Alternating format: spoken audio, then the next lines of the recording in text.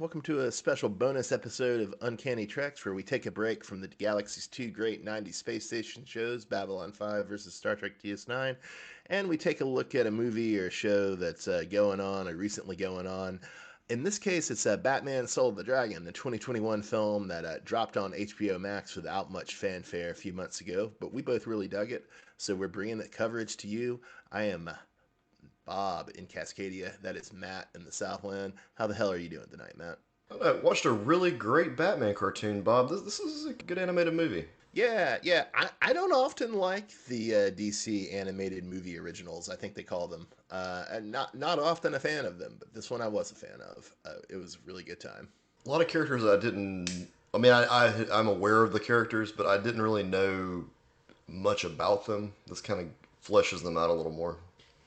Yeah. So we kind of have like six main characters, like four major ones and two minor ones, and so it's Batman, aka Bruce Wayne, and then Jade Wynn, aka Cheshire, although she doesn't actually make it to be Cheshire, and then Richard Dragon, Shiva Wusan, Ben Turner, aka Bronze Tiger, and oh god, I don't even remember this jobber's name. I think it's Rip Torn, aka Judo Master. They're training with the O Sensei and Nanda Parbat, and that's kind of like the spine of the movie. And so I know you know Batman, and I know you know Cheshire because Patreon.com, X-Men 92 versus Young Justice, baby. Yeah. But what was your familiarity with Dragon, Shiva, Bronze Tiger, and Judo Master? So I'm probably the most familiar with Lady Shiva, primarily because she shows up in Knight's End, the comic series. Yeah. Yeah, like that's mid '90s. The not the sequel to Nightfall, but whatever came after Nightfall or Night Quest. It completes the trilogy. Yeah, there we go. We'll say completes the trilogy. Yes. She was part of that and retraining Batman. So that was my exposure to Shiva. I think she also shows up in No Man's Land at some point. Yeah, I think, although I might be wrong, she definitely been around in the Richard Dragon series in the 70s and the Question series in the late 80s, early 90s.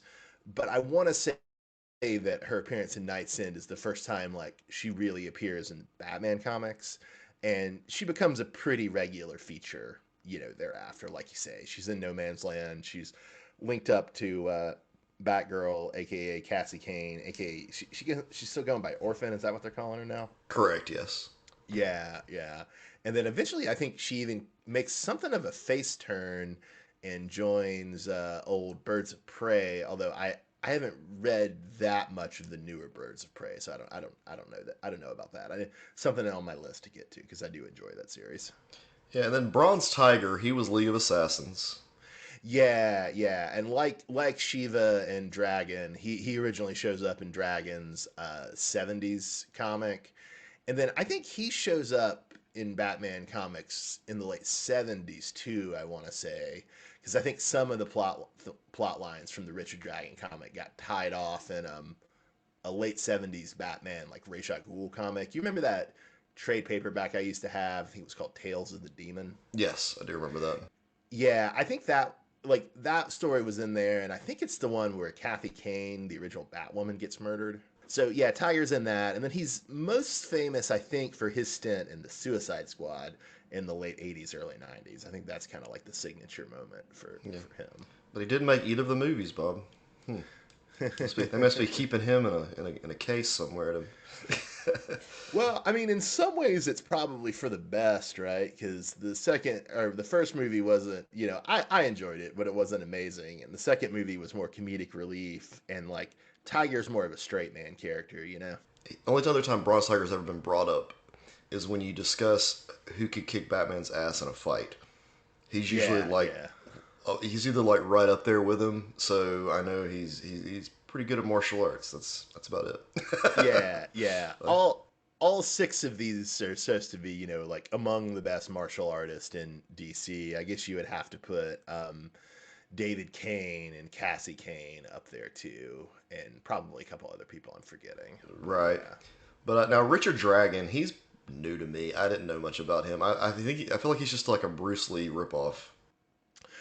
Um, well, not. I mean, originally he's a little more problematic than that. So like he starts in the 70s and he's like your stereotypical ginger guy who goes to the Orient and learns kung fu, right? Okay. Um and so I think Wait, hold he on, hold on. Did you just say ginger? yeah, ginger. Oh, okay. Yeah, so he's a white dude in the 70s and at least into the aughts he's a white dude. I don't know if he's I'm not sure what he's been up to in the comics recently. Like the last series he had was a sort of reboot series in the mid aughts written by Chuck Dixon, but he was still a white guy in that.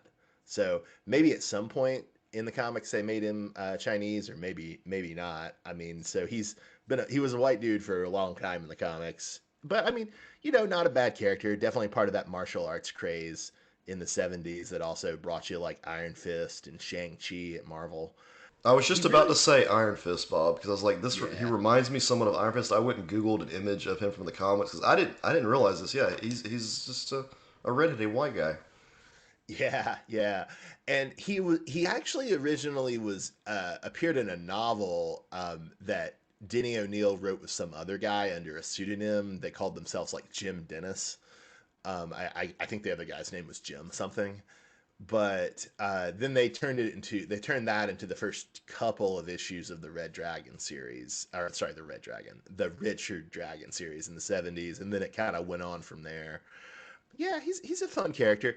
After that 70s series, he doesn't show up that much, and when he does, he kind of just tends to more take on like a mentor or a sensei role. So he does that for Vic Sage, The Question. He does that for Helena Bertinelli in the really good miniseries Huntress Cry for Blood. He does it for Oracle. He's like the one who kind of retrains her to fight once Joker puts her in the chair. Okay, gotcha. All Yeah. right. Yeah, I just didn't know who the hell he was, and they presented him as Bruce Lee, but that's not his comic look. Yeah, Or yeah. I yeah, mean, definitely, I think you might as well, make him Bruce Lee. Like I think that's cool. that is cool. Yeah, I agree. It's a much better design. Fits the character better. All right, so the other character Bob we got is Judo Master, and I only know him from Peacemaker. Yeah, yeah. Funnily enough, I'd totally forgotten that Judo Master was in Peacemaker until you said that. Well, he doesn't wear the mask here, so I mean, it just doesn't. And Yeah, honestly, yeah. completely different characterization of him in Peacemaker. Yeah, very much so. Very much so. Yeah, Judo Master's kind of a jobber, right? As we sort of see in this. He was a Charlton hero, I believe, that same group that like got turned into the Watchmen characters, so like Peacemaker and Blue Blue Beetle Beetle. in Yeah. question. Yeah, Nightshade. Yeah, I don't know much about him, man. Well, you got your cast there. So let's kind of dive into the film, Bob. We open up with a James Bond throwback. Yeah, yeah, it was very, it felt very much like a late 60s, early 70s Bond film. It was very fun. And, not to be too woke, but it was kind of nice how they tease it in the opening where you think the white playboy sitting at the gaming table is going to be like your main character, your Bond figure, but it turns out to be the Chinese guy, aka Richard Dragon, posing as the waiter. Well, I thought that was a nice little inversion. Yeah, you sound super woke, but yes, Bob, I agree with you. It was pretty cool.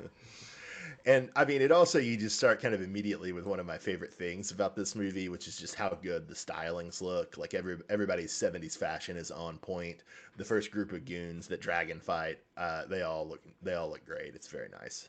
Yeah, when DC Comics does these like I don't want to call them period pieces because that sounds like old school, but you know what I mean. Like when they set the I, th- I stage and think I think period piece is good. is that right? Yeah, Yeah, I'd it say makes that. me sound 100 years old, but we're only talking about the 70s. But like, Yeah, I mean, Matt, it was 50 years ago. yeah, yeah. So when they set things 50 years ago, it just they tend to make the stories tend to be better. I don't know why. Maybe I guess it's because it's out of continuity. You know what I mean? It's out of the Yeah, mainstream continuity, so you don't have to worry so much about the weird shit that happens, and they can be more experimental, which is what this is. I mean, this whole cartoon was really just an experiment on how they could do Batman in a different way that comes off really cool. yeah. I mean, clearly, like characters can evolve and change, and like we're a fan of that. We talk about like long running franchises Yeah, like X Men, Star Trek, and Batman, but there is something to be said for characters like working the best around the time they're created, right? Like as a setting. right. And I think that's definitely true for like Batman and Superman. And even though obviously Batman's original period is the 30s, the 70s is a lot closer to the 30s than today, and all these other characters are very 70s characters, and they just work a lot better in the 70s in some ways than they do in the kind of the smartphone era, as it were. Yeah, and then they set the whole stage real nicely. They have the hair, the fashion. Like, there's the old school cameras they're using and stuff. Just you can tell they put a lot of thought into it, and didn't just say, "Okay, '70s, this is what it is. We'll give them some bell bottoms and be done." Yeah, yeah. Like clearly, this was one I think the crews really got into because it's the same guys who make all of these DC animated movies, and I think you can really tell like when they're into it versus when they're not, right? Yeah, this was one they were definitely into. Yeah, very much so, very much so. So And yeah, go ahead. we're literally like we're 5 minutes into this movie, Bob, and it's like the most adult animated Batman cartoon I've ever seen. We have a hooker being murdered by cobras in a secret room. We have a dude eating a mouse.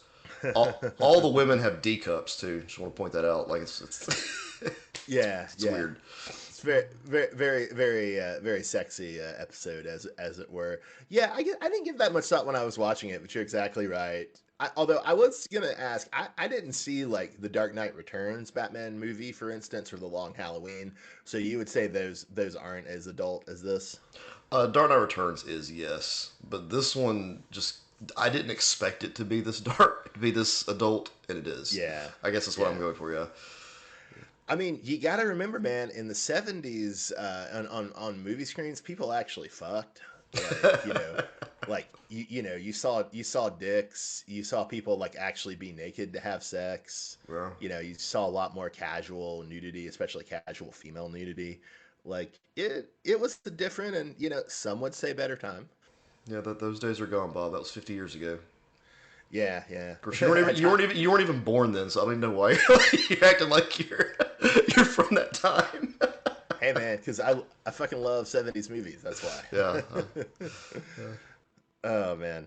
So I will say, speaking, even though the '70s was an idyllic time in many ways, kind of fucked up that Bruce Wayne employs a racist bouncer. Yeah, that was surprising. But I don't think Bruce Wayne vets his bouncers, or well, I should say, I don't think this Bruce Wayne vets his bouncers. Yeah, I'm I sure mean, there's some unpaid middle manager who's just quietly quitting somewhere. hey man, some people call it quiet quitting. Some people call it just doing the work you're paid for. I got into an argument recently about this, so I'm just gonna let that shelve that one. Oh no, I want to hear this. I want to hear this. It's so hard for me to explain quietly quitting to people who don't understand it, which is why like when I know what you're saying, like I get you what you're saying. Yeah, That's yeah. that's my definition. But everyone else thinks quietly quitting is just being lazy. So me and my wife kind of went at it about it. It's and strangely enough, the person who started all was Dr. Phil because he had a whole like show on it.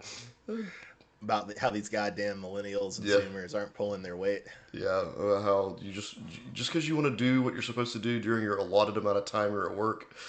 Yeah, I don't really call it quietly quitting. I just call it doing what you're paid to do. But whatever. Yeah, so it goes. So You it mean if your goes. boss comes to you with some extra thing to do that's not in your job description, you're not gonna do it? Like, I mean, I'm not like I'll end up doing it just because that's how I am. But I understand that like if I took something to someone and they said, that's not really in my job description, I'd be like, well, okay, and I'd just go find someone else to do it.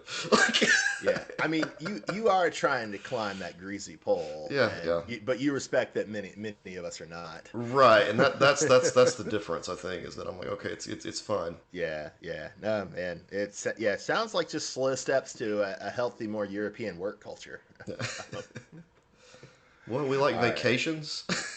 Yeah, no, if we keep it up at this rate, Matt, maybe like when we're 50, like everybody will just get the month of August off to go to the sea. Nice. We're Hell all yeah, brother. Hell yeah. Oh man. I guess to get back on track, we do have a nice little Silver St. Cloud cameo as she breaks up with Batman, talking about a dark secret that he just won't share. Which we clearly all know what that secret is, right? It's called Batman Soul the Dragon, but the subtext to that scene was pretty interesting. Yeah. It's always good to see Silver St. Cloud Bob, especially considering this is set, around the time of Strange Apparitions, 78. So, Yeah, yeah, that was the was it Steve Englehart and Marshall Rogers Batman run where she debuted. right. And, while she doesn't really play a huge part, it's nice to see that there's some stuff going on that we're familiar with. Very much so, very much so. And it is kind of interesting that we're seeing like a kind of younger Batman. Like this is sort of like a Batman Year One story, but it's not making a big deal of it being a Batman Year One story. Yeah, we're not having to go through, like, the whole origin story and him, like, making his stuff. Yeah, yeah. Although Sharpening his batarangs. Although we do get plenty of training scenes, of course, because we have flashbacks, which I actually thought were handled pretty well. I'm usually pretty opposed to flashbacks, but these are handled pretty well. Not the least because you have the other 5 or 6 characters there, right?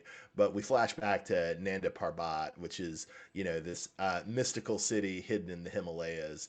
It actually originated in like Dead Man stories. I was about to say Deadpool, but Dead Man stories in the late '60s, and I haven't read those Neil Adams Dead Man stories, but my sense is that they're much more involved in like Indian mythology or, like an Americanized version of Indian mythology.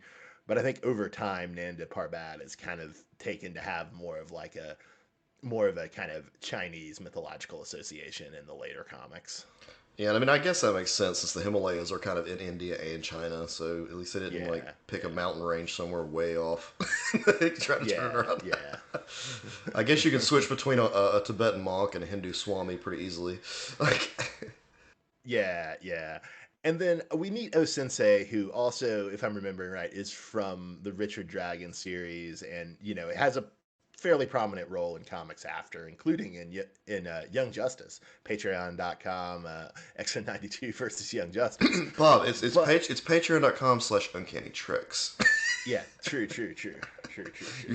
Gotta get You're sending him some other dude's Patreon yeah, that's copying some us. other yeah, who's riding on our title, that son of a bitch. I will say though, even though I like the character of O Sensei and other things, wasn't a huge fan of him here, and particularly wasn't a fan of the way they animated him. I want to say it's Studio Hibre style, but I guess you corrected me in the notes, and it's Studio Ghibli. Is that how you say that famous anime studio's name? Is that the people that made Totoro? Yeah, Yeah, yeah. yeah, yeah, yeah. I don't know how to say it. I'm not gonna try attempt to pronounce it. But yeah, uh, I think that the problem is that he has a dumb smirk on his face all the time, Yeah, and that's yeah. why you don't like the animation. It doesn't. For some reason, his face doesn't fit with the other characters. Well, I it's don't know. also like a very kind of like round, fat face, which like just contrasts very weirdly with the faces of everyone else in the movie. Well, he's also the only older character, so maybe that's Yeah, why. that's true. And I mean, I guess it is like an interesting device in making him like stand out, like visually, like being animated in a different style. But still, I don't know. I found it kind of weird and It'll say distracting. so. What you just said that makes sense. Like, still, you're animating him in a different style in a movie that has its own style. Like what? Yeah, Like, yeah. yeah. So I did want to ask. So we come off the flashback, and we're in the Iceberg Lounge, and it turns out that Bruce Wayne is doing like the Penguin Iceberg Lounge trick, where he's like surveilling the customers, spying on the customers, and then using the intelligence. Yeah, I know. Yeah, I noticed that with the secret little, like, hall of monitors he has behind his bookshelves. It's like an early Batcave type thing. Oh yeah, yeah, you're right. I didn't even really think about. And it's also interesting, yeah, that we don't get like the Batcave at all. We get his office, or even Wayne Manor. We just get his office at. I can't remember if they gave the club a name, but we just get the office at the nightclub. Not to take away from this or anything like that, but like the whole Batman New 52 thing where, like, Thomas Wayne becomes Batman. Oh, that's not New 52. What That's is it? Flashpoint. Flashpoint. Sorry. Flashpoint. But yeah, you're right. He does that too because isn't he like business partners with Cobblepot in that? Yeah, he legit has the exact same setup. Like he's in the Oh, iceberg nice, lounge. nice. He's got the monitors. He runs a casino. You know, it's That's right. Yeah, the yeah, Wayne Casino. Yeah. yeah, it's crazy. So reminded me a lot of that stuff. Did you like those Flashpoint Batman comics? Man, they were fun, but nothing like amazing. I liked him. I just really resented the fact that they kept bringing him back after that. Yes, exactly. The dude keeps showing up. It's like it's a one-off thing. Leave it alone, but they just want to keep Yeah. trying to pump it for money. Like spoilers, I like a lot of things about the Tom King Batman run, but man, it would have been a lot better had they not kept bringing up old Thomas Wayne into that. It's like no one wants to see Thomas Wayne fight side by side with Bruce Wayne. That's lame. Yeah, and especially just like a mere like what, not even 5 years after Morrison did a very similar thing with, a character who wasn't Thomas Wayne, but like could have been Thomas Wayne in Batman R.I.P. Yeah, that's how you do it too. You make it. Yeah, There's just yeah, enough. You're like, it could be him, maybe not him. Kind of looks like him. yeah. Yeah, He's kind of teasing that he yeah, is, but he's also just trying to play mind games with Batman. right. That's some smart stuff. Now, I'm gonna tell you about playing mind games, Bob. Dressing up your thugs to look like Sub Zero from Mortal Kombat. That's the way to go. So you are a fan of Axe Gang fashion? Is that what you're saying Oh to me? hell yeah! Axe Gang fashion here is pretty awesome. I swore that I thought the voice of the Axe Gang leader was Tony Todd, but actually it's an actor named Eric Bauza who apparently voiced fiendish Doctor Wu on Black Dynamite, a show that I'm sure was a great visual inspiration on this movie, if nothing else. Yeah, that's true. And you were mentioning the flashbacks earlier. I was okay with the flashbacks. At the beginning, I was a little nervous, but then Yeah, I was starting to get okay with them as they continue to reintroduce the characters. Like yeah, you come back, you meet Shiva again, then you flash back to something dealing with Shiva, and you meet Bronze Tiger again, and you go flash back to something with Bronze Tiger. That was a smart way to do it. Would you agree? yeah. I think I pretty much totally agree with you. Like I kind of hinted at this earlier. I've seen a lot of bad flashbacks and a lot of bad superhero stuff, and so I was very worried. But they were pulled off really well. They tied the flashbacks into the ongoing plot very elegantly, and yeah, somehow they just made it not cheesy. And yeah, I think it's kind of what you were saying. It just helps that it's not, if it were just Bruce Wayne training or just Bruce Wayne and like Richard Dragon training, that would be tedious. But the fact that you have so many characters who are training really does kind of keep it fresh because you can reintroduce them or you can kind of cycle between characters. Well, that being said, Bob, I have this epic segue here. We are not introduced to the character of Batman until half an hour in. Yeah, yeah, which was that's also pretty amazing for what is it, 80-minute movie called Batman Soul of the Dragon. No Batman until 30 minutes in. That's pretty great actually. I really dug the costume too, man. It looked kind of golden age-ish. It has the oval from the 60s and the 70s, but the rest of the costume, especially the ears, look very like 1930s, 1940s Batman. Yeah, I absolutely love the suit. Solid design. Although I'm really never gonna understand how he changes so fast because he like left the room and then came back within like 10 Yeah, seconds. yeah. Somebody explain that to me, guys. Somebody's got to come up with some in continuity reason that Batman can change so quickly. Well, that was an elective course he had at Nanda Parbat. Nobody else got it because nobody else got a costume. But he got an elective course from O Sensei in rapid clothes changing. I mean, the boots alone would take like at least a couple of seconds. Like, come on. And speaking of Batman, like one of the things I really actually like about this movie is that it makes it clear that like Dragon, Tiger, and Shiva are all better fighters than Batman.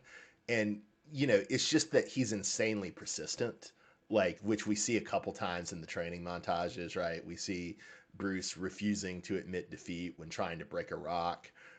We watch Bronze Tiger just absolutely whip his ass and him just refusing to go down, and or well, he goes down, but his refusal to stay down. And so I like that. And then you also kind of see it with him getting in the suit so quickly, it gives this overtone that there's something like a little crazy or a little supernatural about him being in the costume. And like, even though Dragon, like, I think his first instinct is to kind of like laugh at the costume, he kind of recognizes that, and he kind of is constantly needling Bruce about what's up with the costume. Yeah, this sounds like one of the conversations Bruce Wayne has with Alfred in any origin story, Bob. Like, as a man, I am nothing, but as a bat, I am a symbol. You know that blah blah blah. Yeah, but it's just better because it's telling or it's It's showing, showing. not telling. Yeah, yeah. Yeah, I'm pretty sure there would be a higher level of adrenaline running through a man's veins if he was dressed like that to fight. Don't you think? Yeah, probably, probably. Couple that with the fear of the criminals, and man, Yeah. you got a blueprint to success, Batman. There was a I can't remember the specific. Oh, the sensei says, "You feel that tenure is more important than my judgment." Yeah, that's when he's awarding us the sword to Shiva, and Cheshire is complaining about the choice. That is a brilliant line. I don't know, it just hit me. I had to make sure that was stated. Matt's putting that one in his book of retorts. Yeah. Well, and the one other thing I did want to say about Batman being kind of a worse fighter than Bronze Tiger, Richard Dragon, and Shiva is that I can see some fanboys complaining about it, but I think it kind of makes sense too, based like on the old principle that you know Flash should be able to beat Superman in a foot race because like that's Flash's whole deal. If he's not faster than Superman, like what's the point of the character, you know? Exactly. And like whereas Batman is like a versatile character and can be do martial arts stories but can also do horror stories, noir Detective, stories. yeah. Yeah, yeah. He can do all of that, but like Bronze Tiger, Lady Shiva and Dragon are designed for martial arts stories. So on some level if they're not better fighters than Batman, it's almost like what's, kind of like with the Flash, like what's the point of them? And we see some crazy ass fighting in this, Bob. Shiva defeating Judo Master with one finger is awesome. You're not gonna see Batman Yeah. doing that. Yeah, that was very showy and very fun, right? And especially because Judo Master is just such a stupid jobber. It was very nice to see Shiva take him out. Yeah, and she grabbed the inside of his cheek. It was like to flip him over. It's brilliant. Yeah, yeah, and it's also great. You mentioned this in the notes that like, yeah, this is subtly kind of a year one story for Batman, and so Shiva is running crime in Gotham, but clearly Batman is very nervous about going up against her, and it tells Dragon at one point, "Look, I'm working up to it." Okay. Yeah, he knows he's gonna get his ass kicked. He does. He has to approach it in a certain way. He's got to approach it to where he can actually take her down. He knows he can't. That's good writing. That's good Batman right there. It's like, oh shit, he's got to come up with a plan. We really need to read the Denny O'Neil question series together at some point. It's really fun, and in especially in the first issue where Lady Shiva just basically fucking kills Vic Sage. Damn. Um, It's great. It's great. well, one thing about Batman though is this Batman is not as showy as the Batmans. That sounds funny to say. Batmans we've seen in other like media. His Batmobile very discreet. Yeah, yeah. I didn't even think about that as being like his kind of discreet Batmobile. So, yeah, I'm kind of dumb. Yeah, he's got. I mean, he had all the little like gadgets on it, but it was almost like a James Bond car. Really, is what it boiled Yeah, down to. yeah. But it was smart.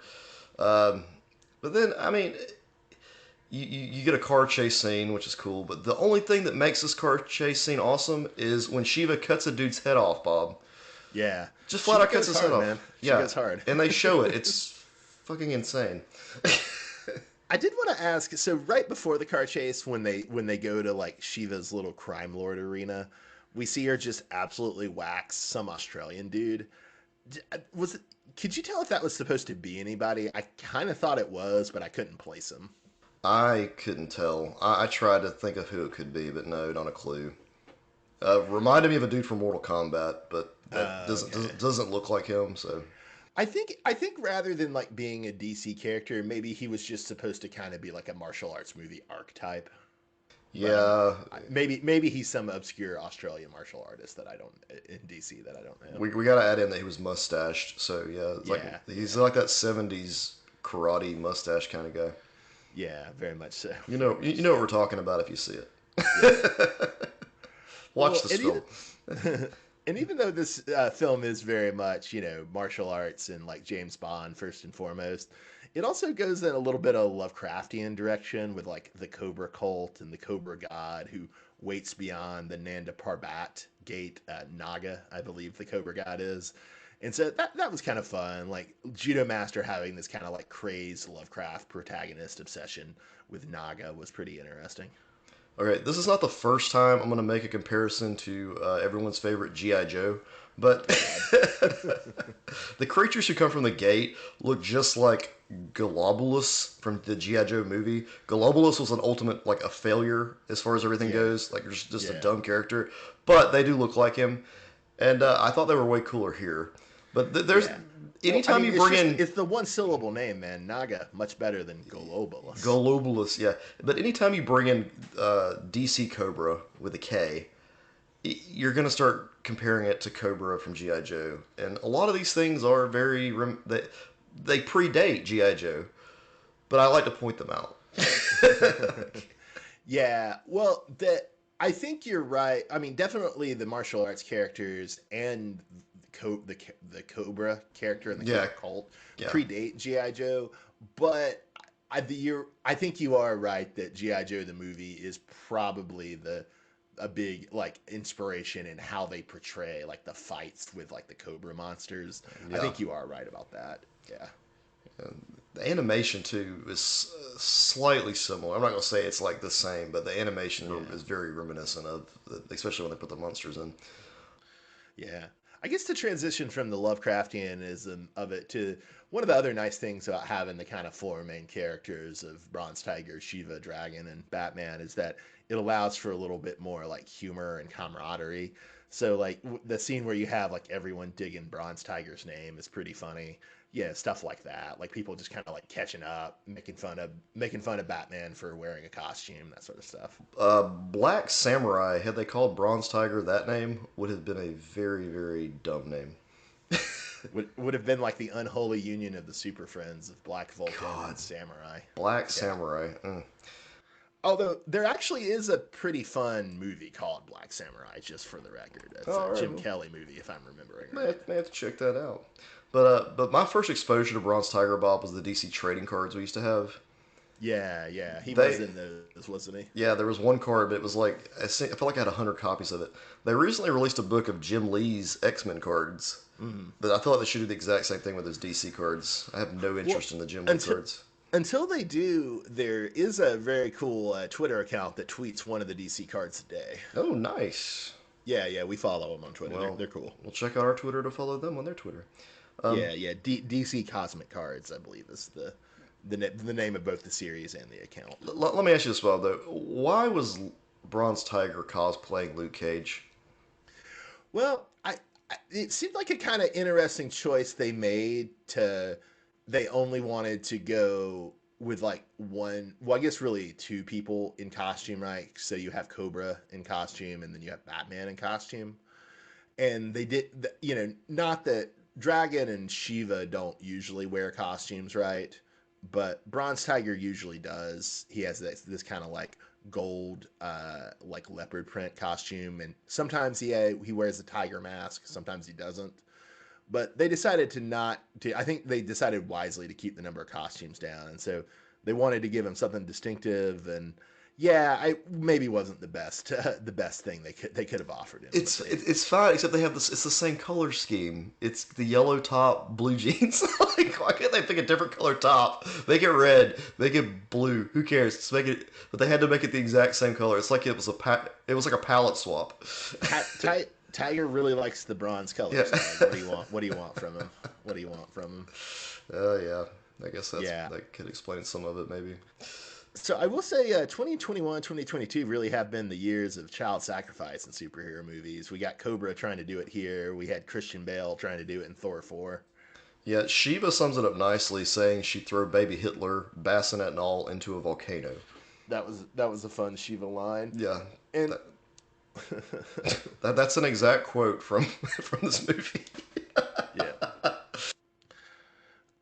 Oh man, yeah, she was great. So we do get two other henchmen for Cobra, right? So we get Lady Eve, who I'd never heard of, but she's apparently is connected to the Cobra cult and is from the '80s Batman and the Outsiders comic, which I've only read a little of. Okay, yeah. I had no clue who she was, but she looked familiar, and I kept racking my brain trying to figure out who she looked like to me. She kind of this is probably not gonna be in your repertoire, but she looks Hmm. like Sheik from Legend of Zelda. Okay, yeah, that's not in my repertoire. I Yeah. was my when I was trying to figure out who she was, my first thought was she was a Nightshade reference, from the Charlton characters who because her name is like Eve Eden and Judo Master was in the movie, but Oh, that was gotcha. totally wrong. Yeah. Yeah. I do. Once again, Shiva has a great line. I'll take the girl. Her look offends me. which it did because it made me sit there for like hours trying to figure out who the hell she reminded me of. She also kind of looks like a cover girl from GI Joe, but I mean any blonde kind of looks Yeah. like cover girl from GI Yeah. Joe. So, Fair. Fair. And then the other big henchman we get is King Snake, although I incorrectly referred to him in the notes as King Cobra, but instead it's King Snake, who has never, as far as I know, been linked to Cobra in the comics, but obviously, you can see the connection. King Snake, Cobra, blah, blah, blah. yeah, short story there. Bob gave me an aneurysm because he referred to King Snake as King Cobra, and I had to go back and like figure out what the hell he was talking about.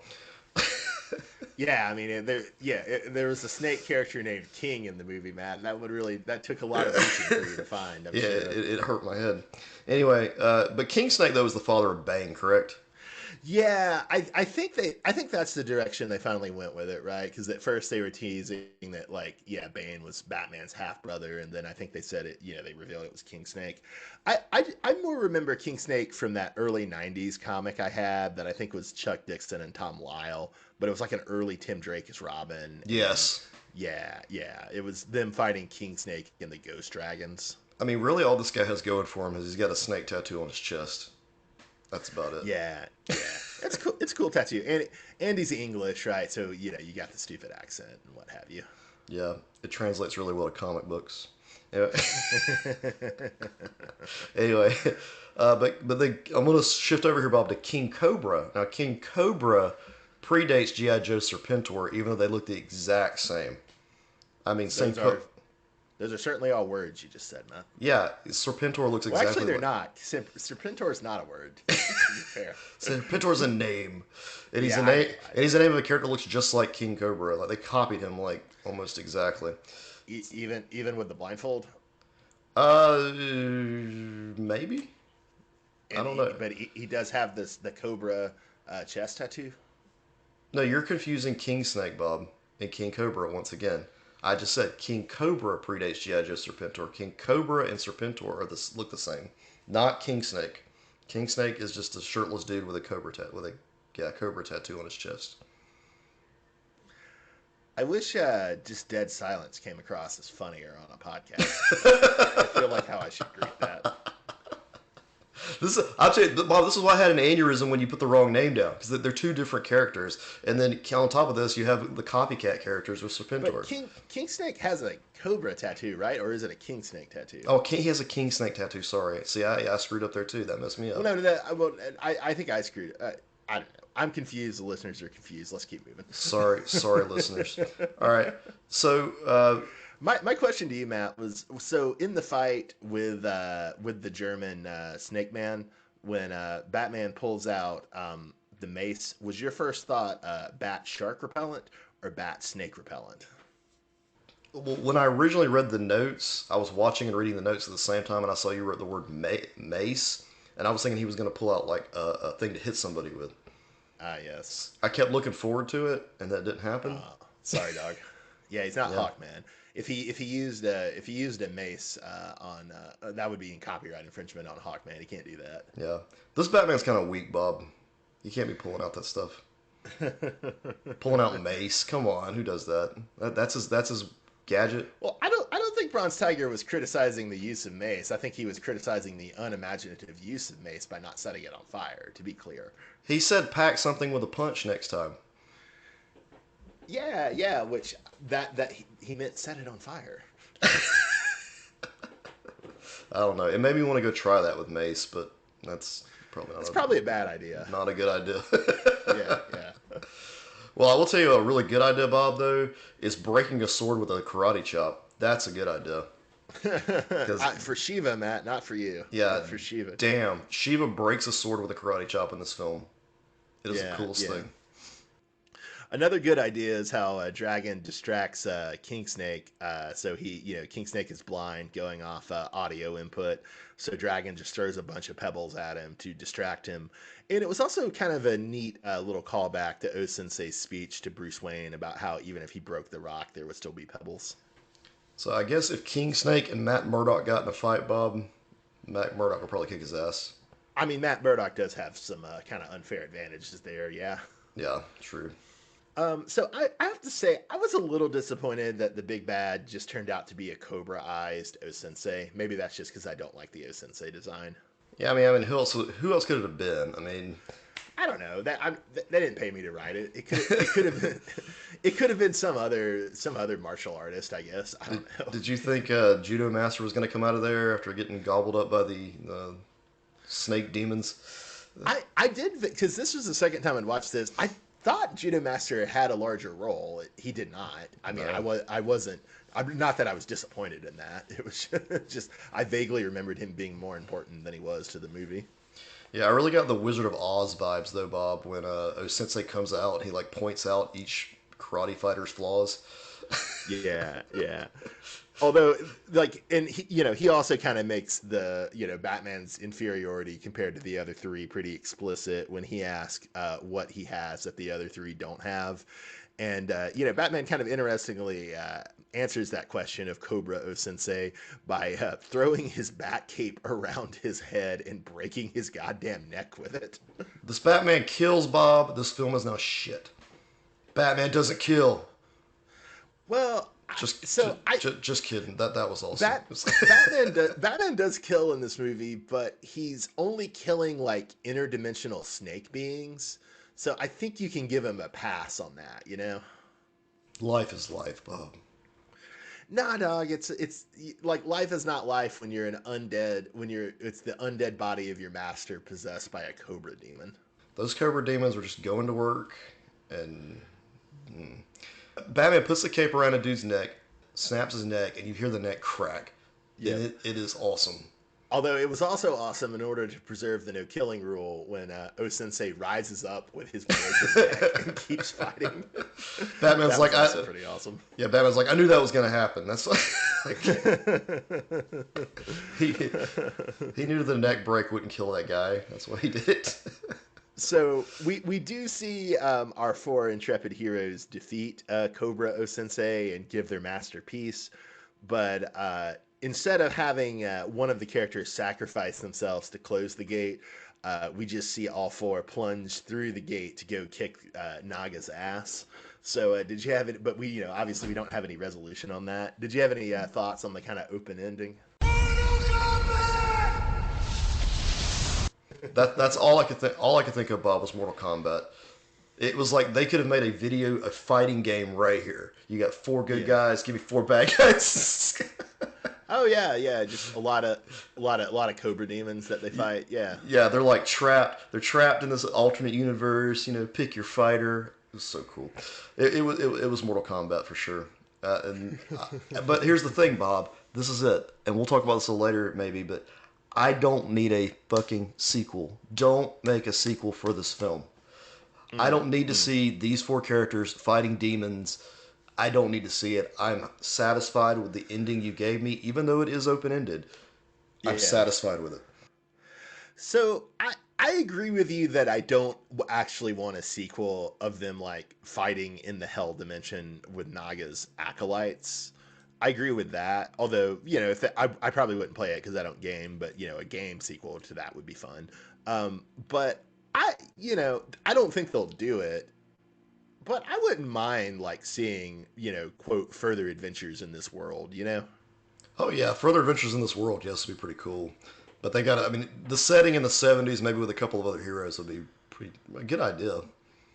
Yeah, yeah. I mean that to me is something I kind of hope the DC movies could kind of move to is yeah, you could have like a kind of like 70s style, continuity. You could have like a 60s style one, a 90s style, et cetera, et cetera. Yeah, that'd be a really good idea. But I don't know. Like I don't know how popular this film actually was, Bob. Because honestly, it was. Well, and I'm sure you're right, but I do want to point out that like what the fuck is DC and like Warner and Discovery's like marketing programs with these? Like they make them they don't show up on fucking HBO Max for months. Like this like months. I've been waiting for this movie for like literally like 2 years. It came out in 2021, but I don't think it came out on HBO Max until what like 3 or 4 months ago. And it's just like what like they don't release them to theaters. Like are they just counting on people like paying $12 to rent it new or something? Probably off Prime. But like who like how would people even know? Like there's no ad campaign for it. Well, it also bothered me too that when I wanted to watch this film, I had to go and search. I searched Batman, I mean and there's so much Batman stuff. I went down like there's so much Batman stuff ahead of it, and then there's like Lego Batman, and then there's random superhero films that aren't Batman, and then there's this, and I was like, really? Like this is. At first, I was like, "Oh shit, this is one. This is so bad. Like they don't even have it like high up in the meta tag or whatever." But no, Yeah. like it's like it's really good. It's just I guess not a lot of people watched it, so it's not further up. But yeah, I think this kind of extends to the whole DC like animated movie line. Although I think this is a particularly egregious example, but I just like I don't understand what the business model for it is. Like I get it, like when it started because they were straight to DVD movies, and like you could prominently see them in Best Buy back in the day. Like that was the deal with like New Frontier and All Star Superman, Right. But like I just don't even know. Like I mean, I'm glad they still make these things because God knows DC has always been better at animation than they have at live action. Um, but I don't get it. Like they don't they it just seems like they set these things up for failure. I mean, I have the same complaints about Young Justice. Like Young Justice is apparently like one of the most streamed things on HBO Max, but like it's never like in the advertising spots, it's never high up. Like I like why would you put all the money into the animating these things and then just let it sit in the bowels of your algorithm? Sometimes I wonder though if their approach is that they don't want to make they still associate animation with children, and they Mm. don't want HBO to be like a children's platform. If that makes sense. Yeah, yeah. I think there's some truth to that. That's you're probably right about, but I also think there are other cartoons that they don't even necessarily own that they do give a little bit more spotlight treatment to on the app. Yeah, I need to keep an eye out for that because that makes me wonder. Because I can understand their business model from that perspective. Because yeah, a lot of people still think, okay, like this film is not meant for children, obviously. Yeah. There's a ton of stuff on their platform that's not meant for children, but because people just associate and incorrectly associate animation with children, just that could be their reasoning. They want to just make sure they're pumping out the adult content. It's like you might see Yeah. boobies. You might see- Oh man. Yeah, uh, it is a little depressing. It is a yeah. little depressing. So, did you have a favorite visual for this movie, Matt? I mean, the whole film is like stylistically a love letter to the '70s and like old school kung fu films. Just some beautiful fight scenes. Just great job Yeah. overall with the animation. Yeah, yeah, and I kind of already shouted this out, but I think I would just give it to the fashion. I mean, maybe Bronze Tiger's outfit Yeah. accepted a little bit. Um, yeah, but great, it was great stuff. How about your favorite sound or music choice? I'm gonna give it to that opening Bond theme we had at the very beginning of the uh, movie. Yeah, yeah, I would either give it to the crack of O Sensei's neck, or I would give it to the kind of main funky '70s theme that I think they played it before, but it also played over the end credits. That was really fun. Yeah, the slightly porno themed music. Yeah. Yeah, yeah, it did slightly sound like a porno soundtrack. Yeah. So, since there was so much good violence, Matt, what was your favorite violence? Well, there was everything I've mentioned up to this point's all been great violence. This is also just they're all on the same level. But this one, just I want to add, when Cobra Sensei hits Dragon the first time in front of the gate, like, and you think he's killed Richard Dragon, I Hmm. literally went fuck like out loud because Yeah, I thought he was dead. yeah, it had a real visceral quality to it. Yeah. I think my favorite was in Shiva's like fighting arena when the Green Ninjas come in. Her fighting against them was just really poetic. It was really nice, really well done. Although in a weird contrast, like Dragon and Wayne versus the same Green Ninjas. Really looked pretty bad, actually, which I think was like sort of to make the point that Shiva's better at this than they are. But I don't know, it was still kind of weird. It felt like a little bit of an animation failure. But man, that Shiva versus the Green Ninjas was great. Yeah, that was awesome. Any regrets, Matt? Okay, this is the only scene in this whole film that I thought was really, really poorly done. I don't understand. Uh huh. There's a scene where Batman throws batarang bombs or something on Sensei's back. Yeah. I didn't understand that. They didn't fit the time period, and they looked like they came out of like Justice League Unlimited or something. I didn't know what they were there Mm-hmm. for, and they like blew up, but then there was just smoke. They didn't do anything. Fair, fair. It was an Yeah, awkward scene, and I'm just yeah. So I'm just gonna say that's my only little regret there is they probably should have just taken that whole part out and just had him yeah. kick him in the Just back or fight him a something. little. Yeah, Yeah, yeah. Keep it a little more. Keep it more strictly to the fights. right. I mean, maybe that was like a network executive note of like, oh, you gotta show him use a batarang or something. Batman's got to have a batarang. You can't have Batman without a batarang. Put it in Yeah. there. My regret is I did feel like the film was totally wasted Cheshire. I mean, thankfully, if you go to patreon.com/uncanny treks and listen to X-Men 92 versus Young Justice, you can hear us talk a lot about good Cheshire usage in Young Justice, but she was just totally wasted here and gets murdered by that chump judo master. You can hear me call her Cheshire. Yeah. Oh man. So who was your favorite major character of this movie, Matt? Hands down, Shiva. Just the best representation of her I've seen up to this point. Yeah, yeah, no arguments here. No arguments here. How about your favorite minor character? It was kind of cool to see Silver St. Cloud at that one point. That was kind of neat. Yeah, that was cool. I'll give it to the Lady Eva or the Lady Eve. She was a new one on me. I think it's the Lady Eve, right? Yeah. Yeah, yeah. I'll give it to the Lady Eve. Who was your least favorite character? Judo Master. He's just not what I expected. I mean, because of what he did in Peacemaker. So Yeah, yeah, yeah. I mean, I think you definitely have to give. Even though I didn't remember it, you do have to give it to Peacemaker Judo Master as being a much more memorable version of Judo Master. Although I think I had a tweet that no one liked, which I think shows the lack of audience for this movie, sadly.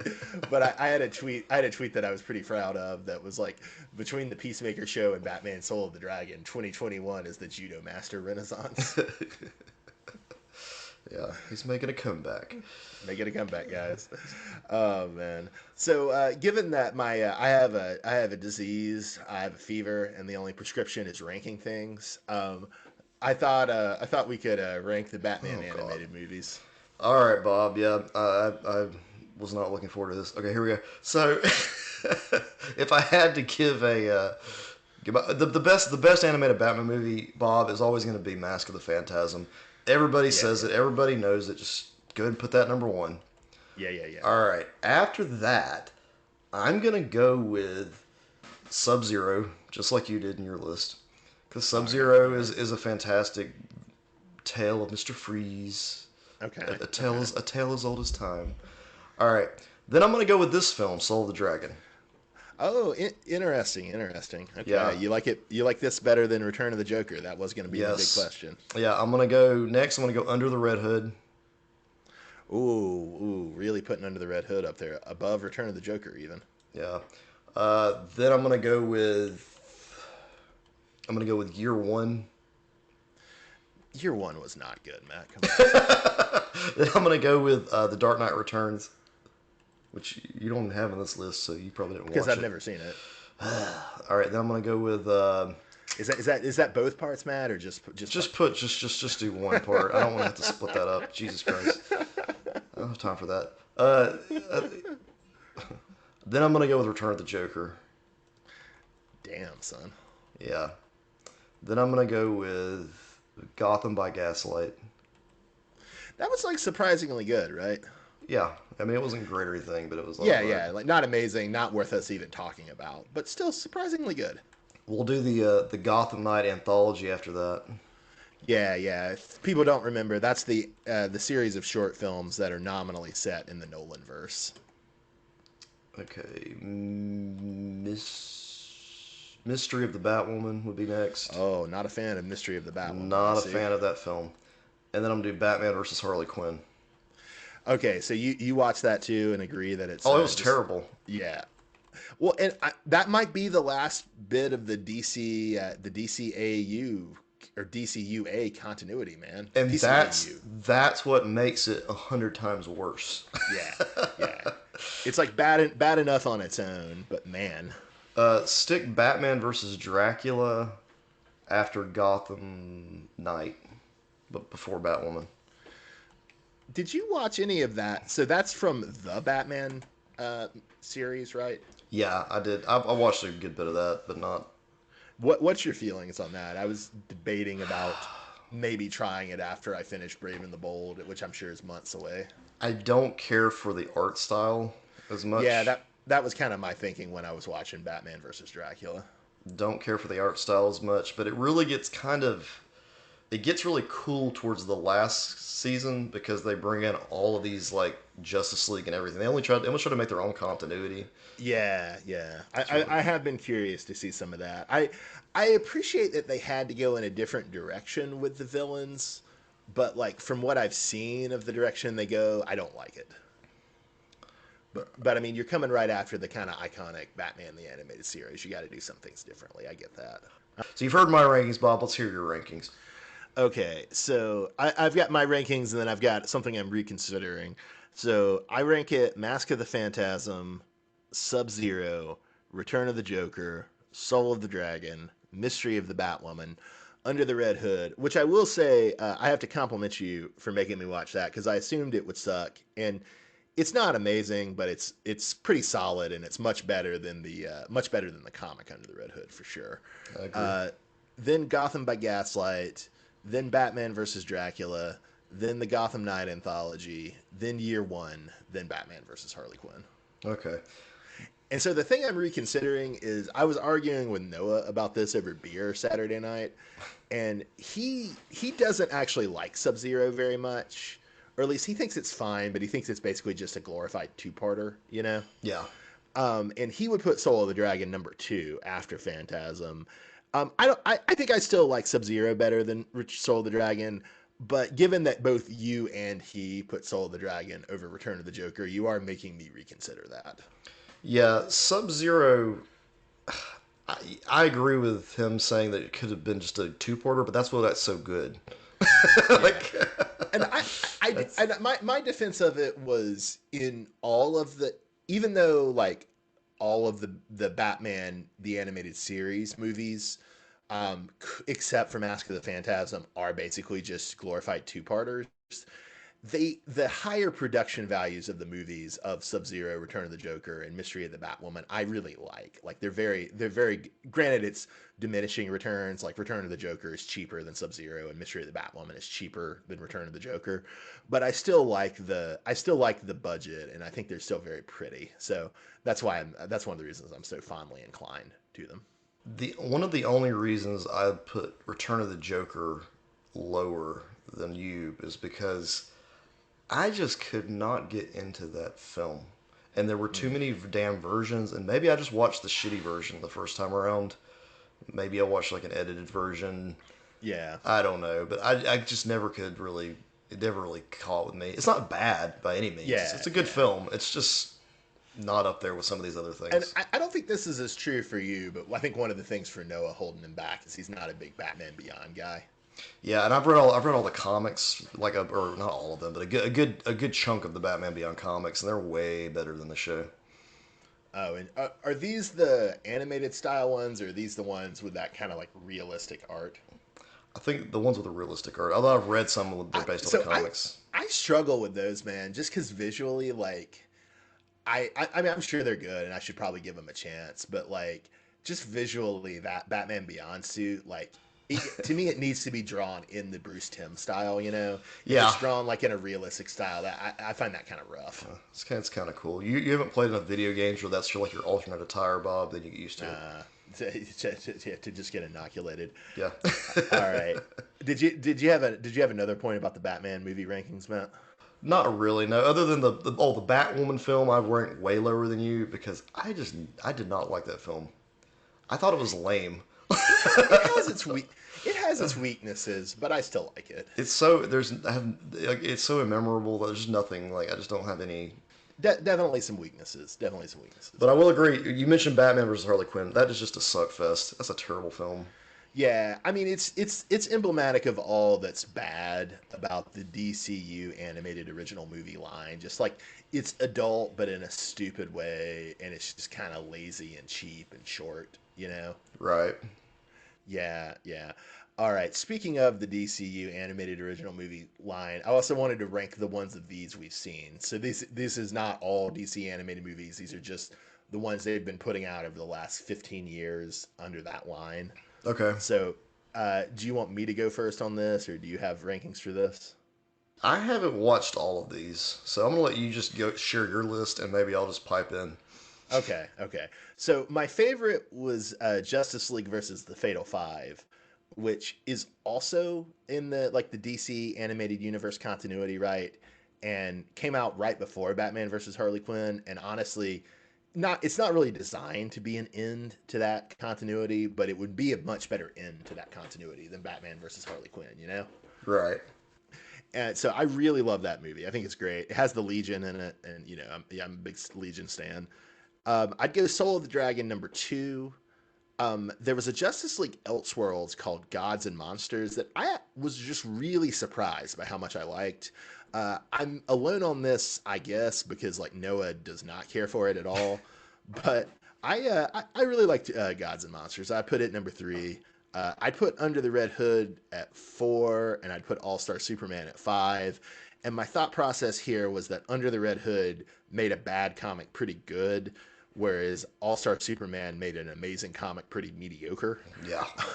So Yeah, that's why I was not as impressed with the All Star Superman film. Like I think they Oh could, yeah, me neither. Me neither. It's just bog standard. yeah, they were safe with it, which is what Yeah, happens with a lot yeah. of these. Like, yeah, Well, and it's also, I mean, you just kind of run into a lot of these, especially the ones that are more straight adaptations, is that like they're only 75-minute movies, and so they can't fully capture like the series, and so they're just kind of like a greatest hits version of the series.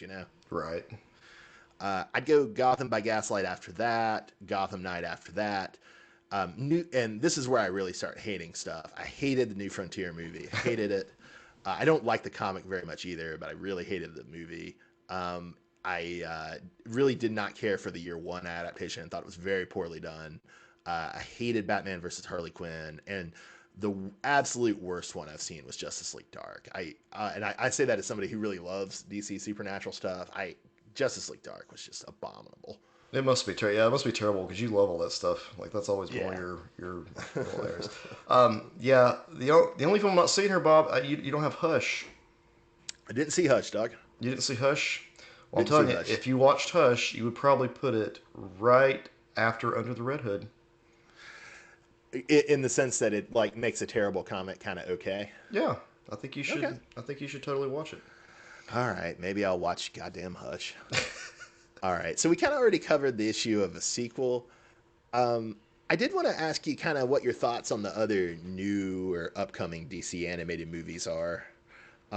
So we have a Catwoman movie in the Young Justice continuity, and we'll eventually cover that when we get to it on X-Men 92 versus Young Justice, patreon.com/Uncanny Treks. And then there's a Green Lantern movie starring Jon Stewart that I think is out, but it's not on HBO Max yet. But I mean, when that lands, I assume you'd be down to watch that. Oh, of course, yeah.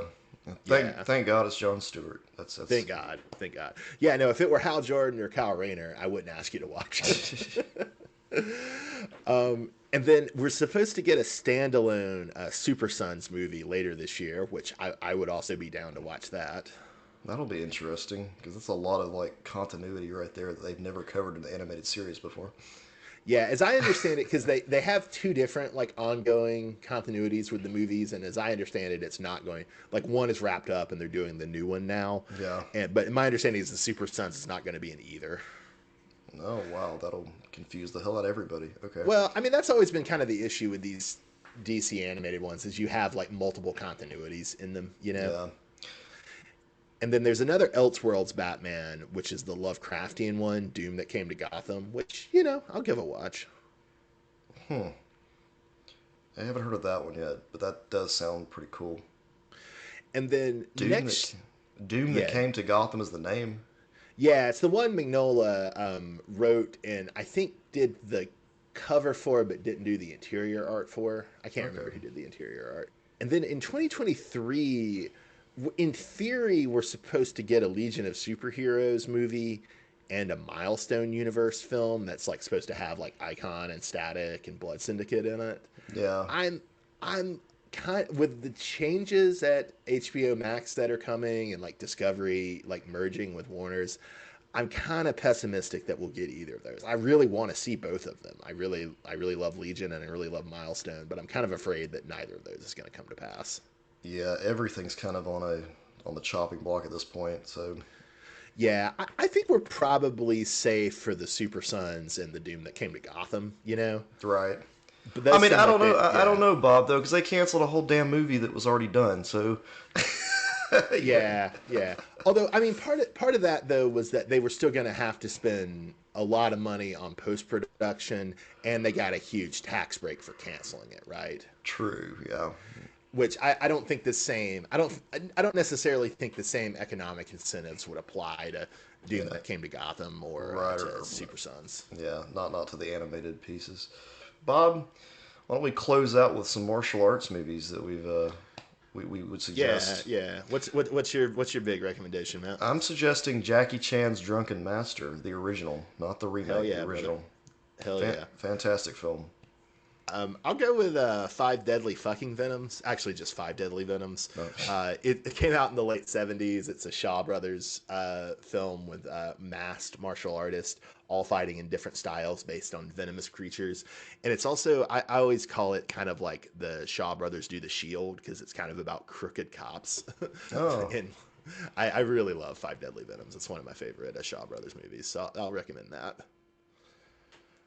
All right, and just to close out, I did notice, which I didn't notice the first time I saw this, that the final title card of the movie not donated, not dedicated the film to Denny O'Neil, who died in 2020, and that surprised and choked me up a little bit because he created most of these characters, right?